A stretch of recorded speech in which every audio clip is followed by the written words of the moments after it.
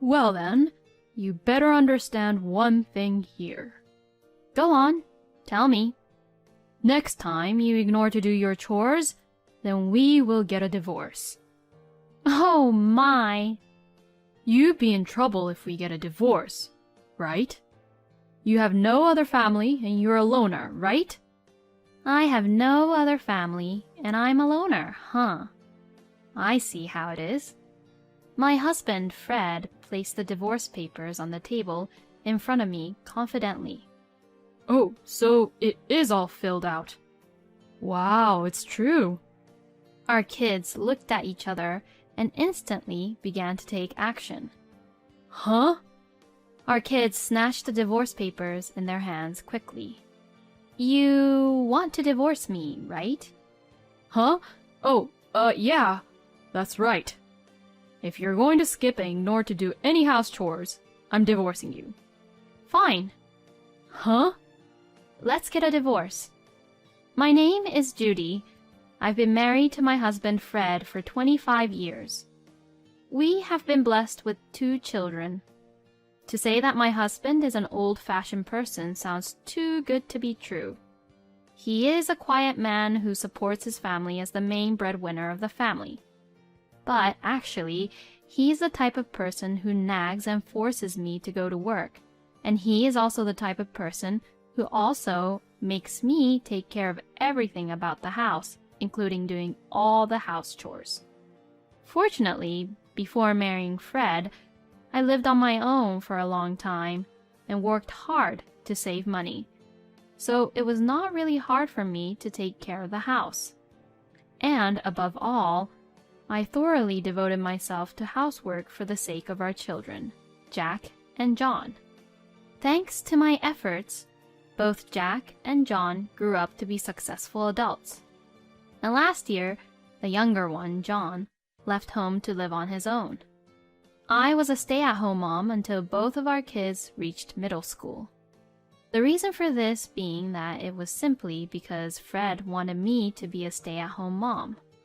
After graduating from university, I worked at a publishing company for a long time, but when I was in my 20s, both my parents passed away one after the other. Losing both of my parents, and as an only child, I had no other families and I was left all alone in this world. If my parents had any siblings, we might have had a chance to get to know each other as a family. But both of them didn't have any sisters or brothers, and both of my grandparents also had passed away. I was really all alone. And that was when I met my husband. He came in as I was smoking a cigarette in the smoking room, and he began to refill the vending machines for drinks. Then, seeing me, he approached me with a bottle of drink. This is a new product that our company will come up with at the end of the month. If you wouldn't mind it, would you like to try it? Oh, thank you very much, I will. This was how we first met, and that was how our first conversation went. But after meeting several times, we became pretty close, and this developed into a relationship. And then I learned that he had a dream. When I heard about his dream, I felt that I really wanted to support him from the bottom of my heart. His dream was to become a novelist.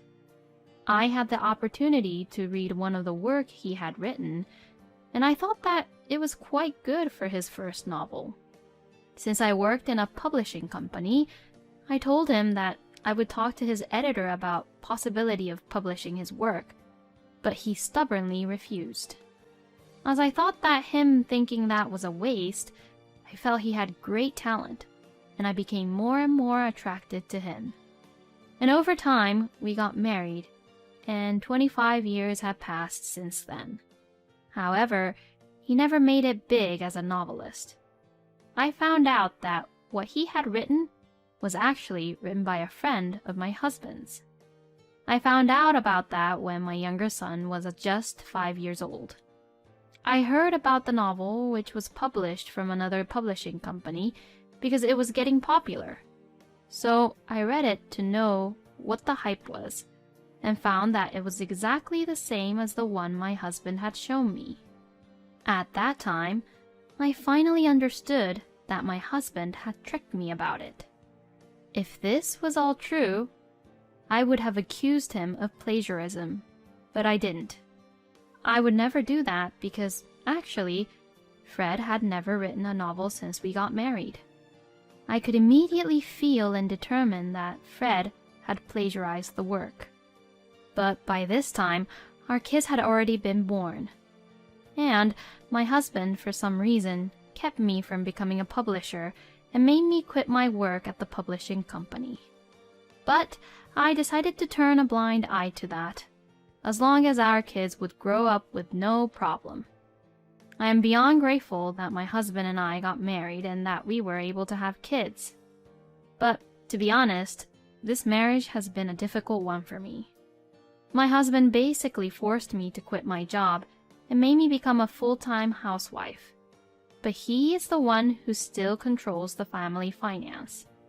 So, my husband gives me the money for living expenses, but for the past 25 years, I have received only $500 a month for living expenses. Saving money is not hard, but it would be impossible to cover food and utilities for a family of 4 with only that amount. I have tried several times to negotiate with Fred about it, but he insists that he can't give me more than the amount he's been giving me, and couldn't get anywhere with the negotiation. So, I began to use my savings I made before I married Fred, and used it mainly on our kids. I got vegetables that were on sale and meat that were half-priced in grocery stores for Fred's meals only, and cooked meals for him with those ingredients as a way of showing how I would oppose to his arguments. Once I got the cheap ingredients from the grocery stores, I would put them immediately into the freezer. I am sure that the quality and the taste wouldn't be that good as compared to the normal ones, but once I do that, I would feel much more at ease. Of course, I made sure that our kids ate well. The savings I have before I married Fred were for our kids. But the $300,000 that I had as my savings were gone as soon as my younger son graduated from college. I am truly relieved that I was able to spend my savings without our kids having to feel that it was never enough for them. I think my husband was really selfish.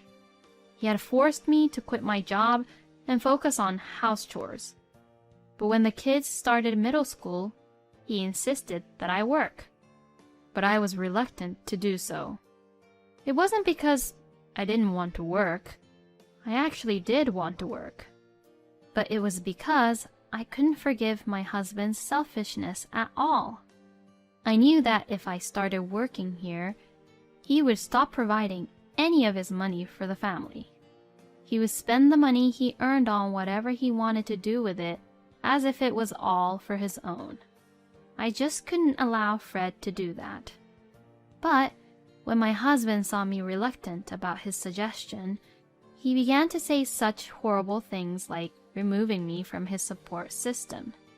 I truly hated the fact that he was so selfish. But it turned out to be actually a good thing for me. Now that I'm off his support system, no matter how much money I earn from my work, Fred will never know how much I'd earn. And my husband goes to work early in the morning and doesn't come home until late at night. Even if I start working, he will probably never find out. And in the end, he still never found out that I was actually working. And I think it kind of helped that my husband was a man who only cared about himself. He was also oblivious about things like pension and so on. If he wasn't so oblivious, then he'd know that there was no way we could afford it all just with $500. Now that both our kids left our home, now it was my time to spend time and live my life with my husband. But I couldn't imagine such future with Fred. So I had thought of getting a divorce with my husband once the kids were married. But just as I was thinking about that, I got hospitalized. It all started when I went to the hospital for an annual medical checkup. The name of the disease was uterine fibroid. and the doctor told me that I would have to have my uterus removed completely.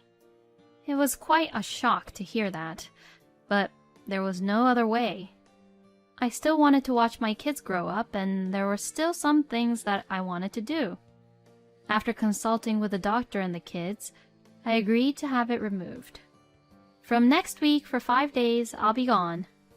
I informed Fred while I served him his dinner. Huh? What are you saying? I'm getting a surgery. Yeah, but why for 5 days? What about money? How much does it cost? It's all about money again. My husband was worried about money instead of me getting the surgery. Don't you worry about the surgery fee. I'll pay with the savings I made this whole time. What? You have secret savings and you didn't tell me about it? So much for using my money, huh? I guess giving you $500 per month was too much. From next month, I'll only give you $300. Anyways, I'll be gone from next week. You eat all my money up. I am no longer emotionally affected by these horrible words. Over the past 25 years, I was able to learn to ignore some things that Fred says. The day before the surgery, I was admitted to the hospital, and the next day the surgery was held and it was a success. While I was lying in bed, both our sons came running to me. Mom, are you okay? Yes, thank you. I'm fine. But don't you look a little pale? I guess so, but it's because I just woke up from the anesthesia. I'm sorry I worried you. I'm fine, so you can go back to work now.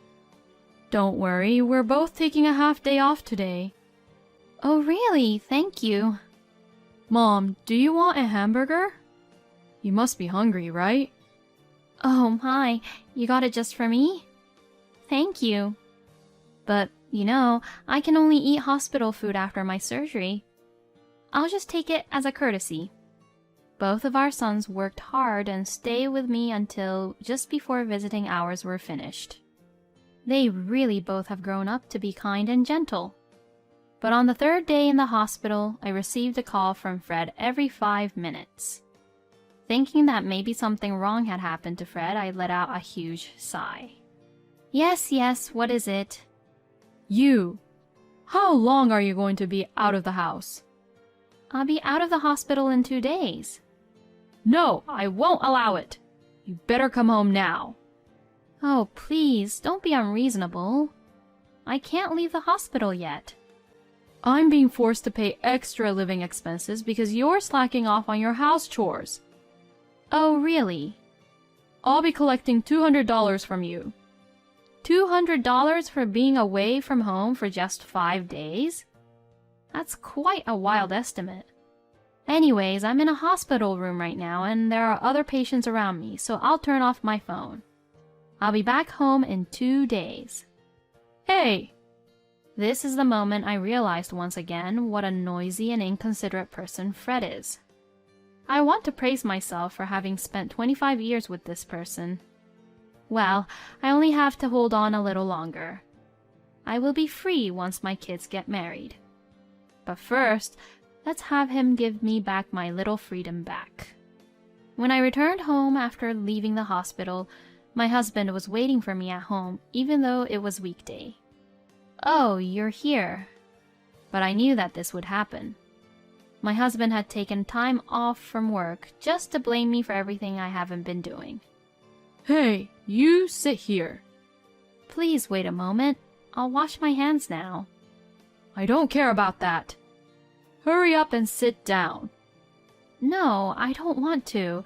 If I get an infection from this, I'll have to blame you. My husband then waits for me while tapping his foot non-stop. Well then, thank you for waiting. $200. Ah, yes, that's right. Here you go. My husband snatched the money out from my hand. What a crude person he is. Tell me how you're reflecting about what you had done this time. Reflecting? Well, I can't say that this is all due to ignoring about my health, and it's really hard to say that food had anything to do with it. If I had to say this, then I'd say that it was destined to happen. What are you talking about? Yes.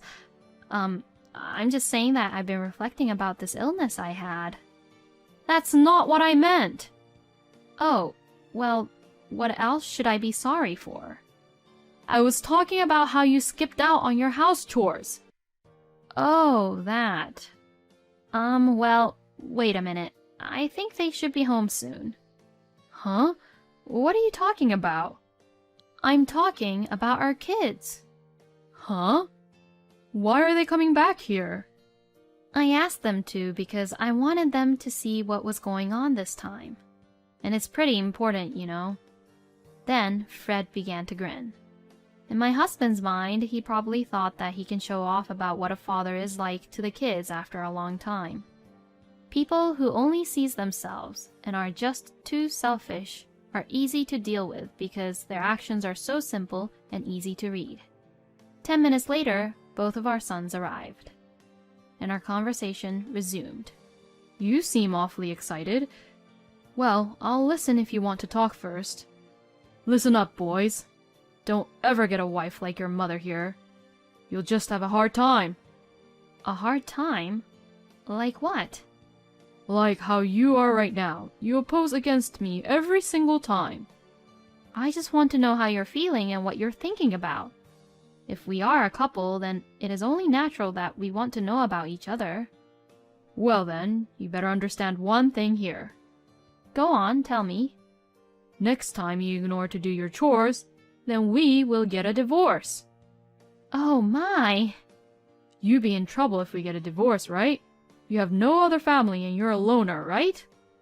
I have no other family and I'm a loner, huh? I see how it is.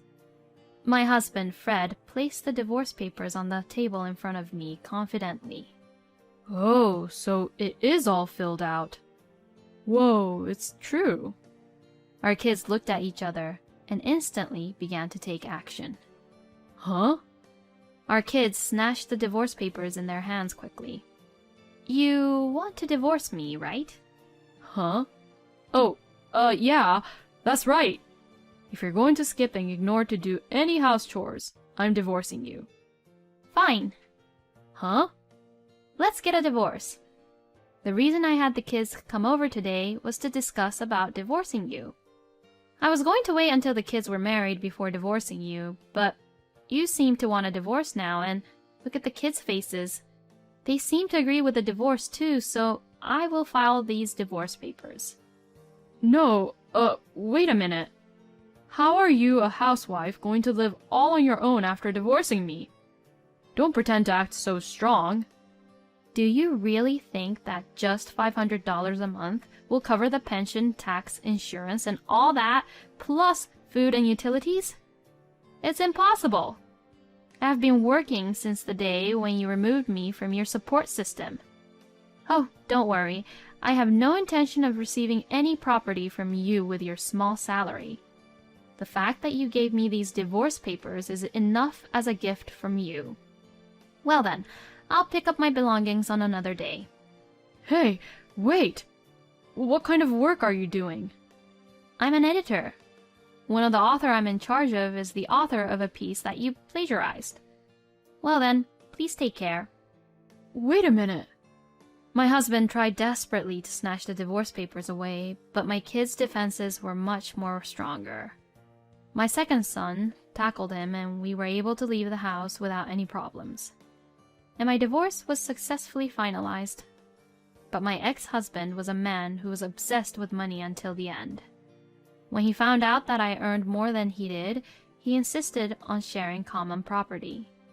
Well, it was what I had expected anyways. He destroyed my last act of mercy with his own hands. I hired a lawyer and told my ex-husband that I was suing him for financial abuse and moral harassment. He flatly denied that this was all true, but when I provided him with the family financial book, which had a record of the whole 25 years, he caved in easily. He desperately pleaded me to spare him only a trial, but there was no need to listen to him. I sued him without mercy. The result was an overwhelming victory. He had been spending his hard-earned money on other things, and so he could not afford a decent lawyer, and the case was settled almost entirely on our terms. In the end, he ended up having to pay me $20,000 as alimony without getting any of the common property. If he had quietly backed down, there would have been no consequences. I felt as if my 25 years had been paid off just with $20,000, but basically, I have absolutely no regrets about marrying him. In fact, I am more grateful. It is because of him that I was able to meet such wonderful kids. After the divorce, my ex-husband seems to be in frequent contact with the kids, but they would tell me that they will never see him again. That's true. My ex-husband has never cooperated with the kids in any way. I don't think they will ever open up to him, even if he comes on to them now. He contacted me once, but after court, I never had anything to do with him again. I didn't answer the call and I rejected it. What I am looking forward to now is that my kids are getting married and having grandchildren. I will save my money so that I can do all kinds of things for my grandchildren. This is exactly what you would call a satisfying middle-aged divorce. I fully respect Judy's enduring attitude. I hope you will be able to live a stress-free life from now on. Thank you for watching until the end. Please subscribe to our channel. See you in the next video.